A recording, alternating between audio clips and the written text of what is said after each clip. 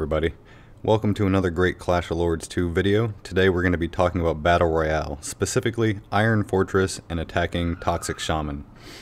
This level gives a lot of people trouble. Every single one of the heroes you have to take down is very difficult. They have very high damage skills, and often the most difficult thing about this level is being able to isolate a single hero and attack it without all 5 heroes coming at you and destroying your heroes and your mercs immediately. Unfortunately, I was not able this week to capture video of the first 2 heroes going down, but we're going to talk about Toxic Shaman today. He's the main hero in this stage and is one of the more difficult heroes to pull out without getting the Ambrosia and the Arcane Caster. He also has one of the more problematic skills, since it heals the surrounding heroes, including himself, and the heal is quite large. So first I'm going to walk you through my formation, what I attack with. There's a couple different strategies you can use here, but I'll show you what I do.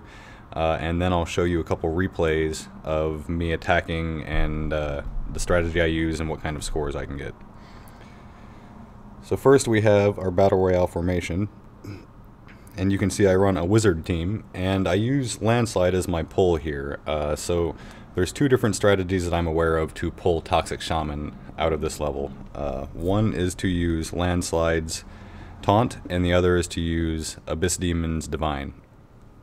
My Abyss Demon doesn't tend to last quite as long against these heroes as my landslide does, so I prefer to go with that. Great Sage here is basically required for this level. I definitely do not recommend going in without a Great Sage. What he allows you to do is lock up Toxic Shaman, and any of the heroes really, for at least 20 or 30 seconds so you can get some damage in before they start dropping their skills. And you'll see that once they start using your skills, you're either going to die very quickly, or you're probably going to want to abort your attempt so you prevent the heroes from healing back up. So Sage is basically just here to be fodder. You'll see that we end up dropping him on the opposite side of the map so we can make sure we lock the right heroes, and just letting him sit over there and potentially die while we try to get as much damage in as possible. From there I've got 3 different wizards, or 3 different heroes with wizard mercenaries. All of them are maxed. When you're running a wizard strategy, it only really works if you're running a Skull Mage, and even then I don't recommend going with it unless it's literally your best team until you have Skull Mage highly enchanted. You'll see, let's see, can I get to Skull Mage from here? I can't. Let's go back and take a look at Skull Mage really quick. This final skill down here, Magical Forces, is basically required to run a wizard team. It gives your immunity and speed and damage buffs double the duration, from 15 seconds up to 30 seconds. So I don't recommend running a wizard team without that. However, it is something that you can do. So basically these last 3 slots are going to be whatever your damage dealers are. Some people will run a Berserker. His skill allows them to double the amount of damage that the target takes. That works for the first little while of doing the stage, but eventually the hit points of the hero get low enough that Berserker will go after the wrong hero because he always attacks the one with the highest hit points. So I just run a straight up wizard team. And let's see, I can use a scroll to get a chance here, and then I'll try and talk you through what I'm going to do in the attacks that you'll see here in a minute. So at this stage, this is what's left of the heroes. You can see that on the northwestern side, that's where Wonton would have been, and the southeastern side is where Chiron would have been before they died. So the trick now is to pull Toxic Shaman out of that pack without getting Ambrosia and Arcane Caster. And I'm going to keep exiting and entering this so I don't actually start the battle. Apologies for that. If you are familiar with attacking Chiron, you'll know that generally speaking, you're either going to drop your Abyss Demon on the east side of the southeast corner, a little ways up, and then use his skill when he gets in close to the base. If you're using the landslide tactic, you want to drop as far over in the southeast corner as possible and then hit his taunt the second it becomes available, and that's usually right at the distance that you need to capture Chiron by himself without pulling Toxic Shaman and the rest.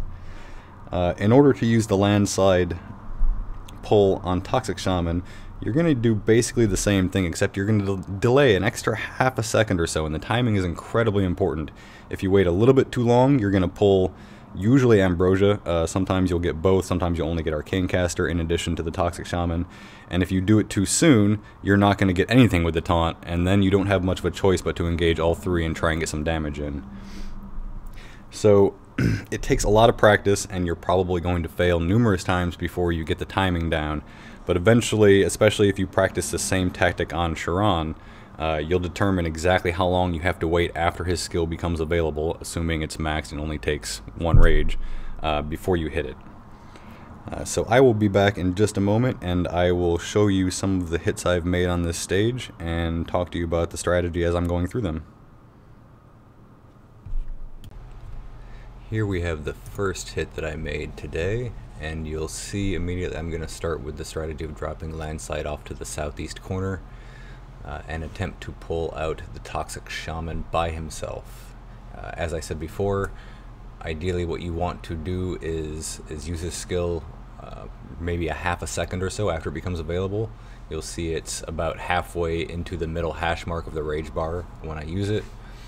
And then I immediately drop Great Sage on the opposite side, use his Divine, activate his skill so it fires off immediately and locks up the Toxic Shaman. From there it's just a matter of dropping your damage dealers, getting any buffs you need going, and using spells. So here I've got Skull Mage Divine going, Skull Mage's skill going, and I'm every couple seconds using Ambrosia's skill, not necessarily because I need the healing, but because it provides my heroes a damage buff. One thing you definitely need to make sure you don't do right here is do not use Landslide skill. If you do, you're going to taunt both of the other heroes over to him, and you'll see they're just kind of sitting there doing nothing, hanging out. Eventually they go over and start attacking Great Sage, and that gets close to the end of the battle.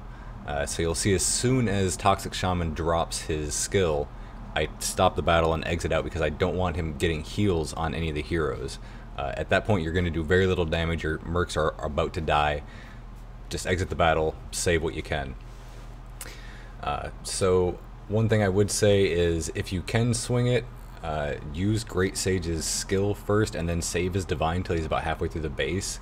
That can get you some more damage. It takes a little bit of practice, and I don't think I show that in either of these attempts, unfortunately. We've got the second attempt coming up right here, and you'll see that I was a noob and I forgot to bring spells with me. Don't do that. Remember your spells, people. They're very important. They add a lot of damage. I think in the second try I get maybe half as much damage as in the first try. And I think there was one other mistake here. I believe I dropped my Great Sage wrong, or I used his skills wrong. Let's see what exactly it was. Maybe it was just the spells. So I've got Landslide going, his skill's active, bam, I pop it, I get Great Sage, or I get Toxic Shaman by himself. So you'll see that's what I did. So I used Great Sage's skill right away as soon as it was available to lock up the Toxic Shaman, but then instead of holding his Divine to give me a few extra seconds when the skill lock started to wear off, I accidentally hit it right away and kind of wasted it. But anyway, so I'm sitting here without spells, kind of doing my thing. You'll notice that you can activate the Wrath Divine here. It will pull health and do damage to the other heroes, but will not actually make them come and attack you. The same can be said for Ambrosia's Divine. Typically that does not cause enemy heroes to trigger and come after you. But I generally don't use that. She's just here to do a lot of damage because I have high enchants on her and a high enlightenment level.